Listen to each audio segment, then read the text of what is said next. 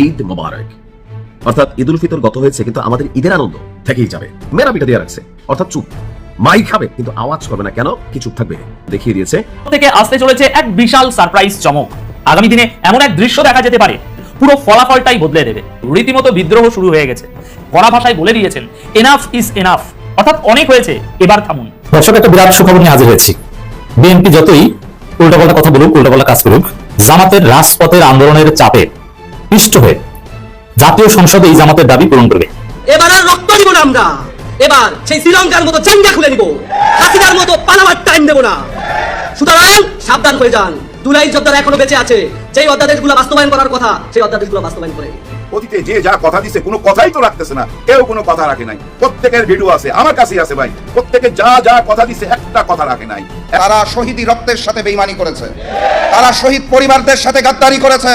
তাদের জানিয়ে দিতে চাই, বাংলার মাটিতে চুলাই বিক্রি হবে না। যে লঙ্কায় যায় সে রাবণ হয়, এটা তো আমরা শুনেছি, কিন্তু সেই রাবণ হওয়ার জন্য তো টাইম লাগে।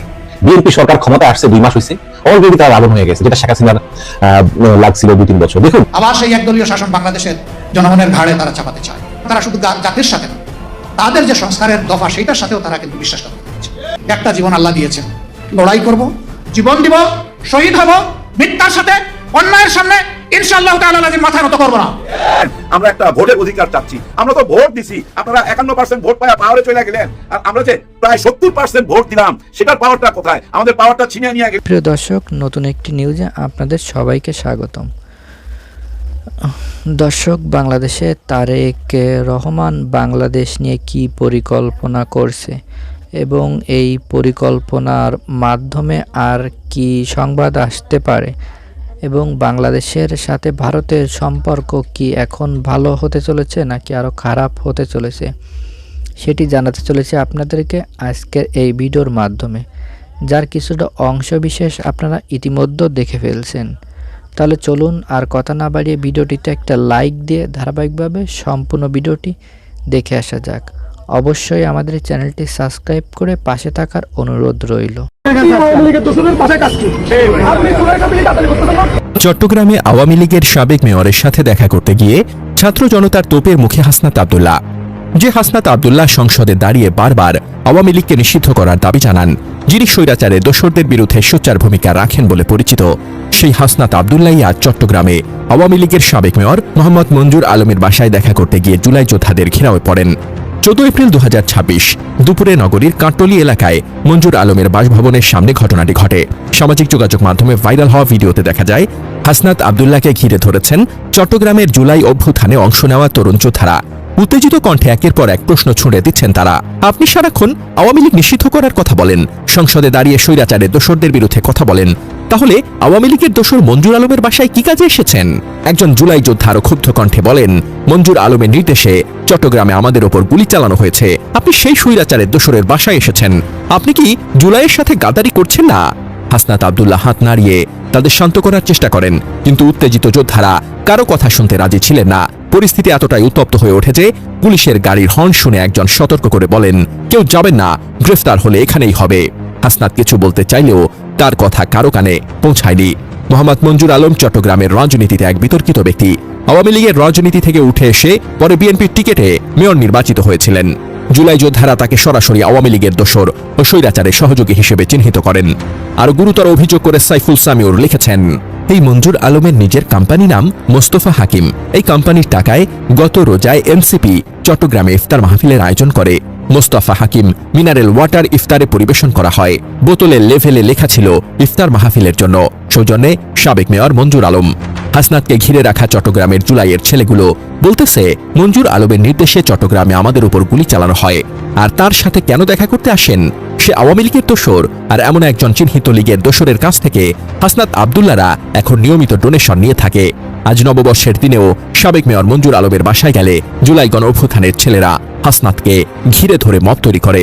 অর্থাৎ হাসনাত আব্দুল্লাহর যে দলের নেতা, সেই দলের অনুষ্ঠানেও মঞ্জুর আলমের অর্থ ও পুণ্যের সংশ্লিষ্টতা রয়েছে।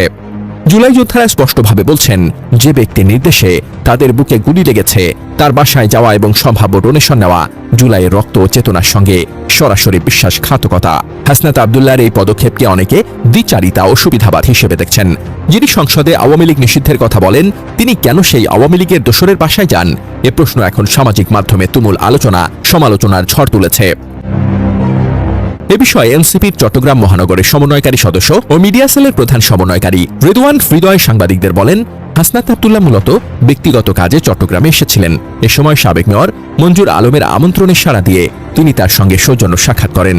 জানতে চাইলে সাবেক মেয়র মঞ্জুর আলম সন্ধ্যায় প্রথম আলোকে বলেন, সংসদ সদস্য এনসিপি নেতা হাসনাত আব্দুল্লাহ চট্টগ্রামে এসেছিলেন। পরে উনি আমার বাসায় বেড়াতে আসেন। বাসায় তার সঙ্গে সৌজন্য সাক্ষাৎ হয়েছে, এর বেশি কিছু না। দেশ পরিচালনার জন্য তাই তো বিএনপি সরকার গঠন করেছে না। এখন যাদেরকে মানুষ ভোট দেয়নি তারা তো বিরোধী দলে বসবে, তাই তো নিয়ম, সংসদের নিয়ম তো তাই। যাদেরকে মানুষ বেশি ভোট দেয়নি, অল্প ভোট দিয়েছে, তারা তো বিরোধী দলে বসবে। এখন এই বিরোধী দলে যারা বসলো, বসার সাথে সাথে আমরা দেখলাম ওই যে মনে আছে স্বৈরাচার একবার বলছিল বিএনপি কে 1 মিনিটও ক্ষমতা শান্তিতে থাকতে দিব না, মনে আছে এই ডায়লগ? মনে আছে? এই যে খালেদা জিয়া যখন একবার সরকার গঠন করলো, তখন ওই পাশে যারা বিরোধী দল ছিল তারা বললো যে 1 মিনিটও বিএনপি কে শান্তিতে থাকতে হবে, একদম সংসদে বলছিল, মনে আছে? একদম পত্রিকার পাতায় আছে। ও বাবা, আমরা দেখি যে এখন যারা বিরোধী দলে বসছে এরাও একই কাজ শুরু করে দিয়েছে। ওই যে স্বৈরাচারের ভূত এদের উপরে আসর করে গেছে, এদের উপরে আসর করে গেছে। আমরা যেই কাজগুলো করতে চাচ্ছি দেশের জন্য, আপনারা তো নিজেরাই যে হাজার হাজার লোক এখানে উপস্থিত, আপনারা প্রত্যেকটা মানুষ হাত তুলে বললেন যে বিএনপি সরকার এই কাজগুলো সঠিকভাবে করতে পারলে কার সুবিধা হবে? জনগণের উপকার হবে। এই কাজগুলোকে বাধাগ্রস্ত করার জন্য তারা কি শুরু করলো? বিভিন্ন রকম তারা কায়দা শুরু করলো। তারা বলে সনদ পাশ করতে হবে, এই করতে ওই করতে হবে। দেখুন, এই যে ইন্টারিম গভর্নমেন্ট যে ছিল, ডক্টর ইউনূসের যে গভর্নমেন্ট ছিল, সরকার ছিল, তারা কি করলো? তারা একটি সংস্কার কমিশন গঠন করলো। কিন্তু বাংলাদেশের সংস্কারের প্রস্তাব সবচেয়ে প্রথম কে দিয়েছিল বলেন তো? বিএনপি দিয়েছিল 2016 সালে। এই যে সংস্কার কমিশন যে ডক্টর ইউনূসের গঠন করেছিল যখন, তারপরে যে বিএনপি সহ বিভিন্ন দলকে যে ওখানে আমন্ত্রণ জানিয়েছিল, সেখানে যা আলাপ হয়েছে, যত সংস্কারের বিষয় আলাপ হয়েছে, তার 80 to 85% সংস্কার প্রস্তাব বিএনপি সবচেয়ে প্রথমে দিয়েছিল। এবং কার নেতৃত্বে দিয়েছিল? দেশনেত্রী বেগম খালেদা জিয়ার নেতৃত্বে 2016 সালে এই সকল প্রস্তাব বিএনপি দিয়েছিল।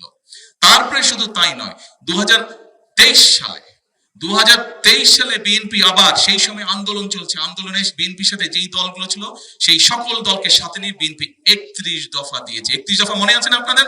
31 দফা দিয়েছে।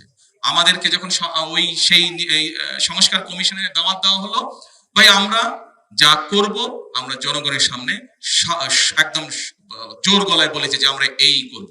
বাংলাদেশের পররাষ্ট্রমন্ত্রী ডক্টর খলিলুর রহমানের ভারত সফর এবং তার পরবর্তীতে বাংলাদেশে আওয়ামী লীগ আমলের সাবেক স্পিকার শিরীন শারমিন চৌধুরীর জামিন এবং জামিনের সঙ্গে সঙ্গে পরদিনই ভারত ভিসা কার্যক্রম শুরু করছে। আগামী সপ্তাহ থেকেই বাংলাদেশের মানুষদের জন্য ভিসা নিয়ে আর কোনো জটিলতা থাকবে না, এরকম ব্যাপার নিয়ে আলোচনা শুরু হয়েছে এবং সেই আলোচনায় আওয়ামী লীগের রাজনীতি আবার পুনঃপ্রতিষ্ঠিত হচ্ছে, তারা রাজনীতিতে ফিরছে। এই স্বপ্ন যেমন আওয়ামী লীগ দেখছে, তেমনি বিভিন্ন রাজনৈতিক বিশ্লেষকও বিশ্লেষণ করার চেষ্টা করছেন যে গণতন্ত্রের স্বার্থে কিংবা বিএনপি তাদের নিজেদের স্বার্থেই আওয়ামী লীগকে রাজনীতি করতে দিবে এবং সেই প্রস্তুতি চলছে। ঠিক সেরকম সময় বাংলাদেশের প্রধানমন্ত্রীর পররাষ্ট্র উপদেষ্টা হুমায়ুন কবির তিনি ভারতকে এক ধরনের সতর্ক করলেন। হঠাৎ করে এই ভারতকে সতর্ক করার কারণ কি, এবং সেই সতর্ক করার ইস্যু হচ্ছে শেখ হাসিনা।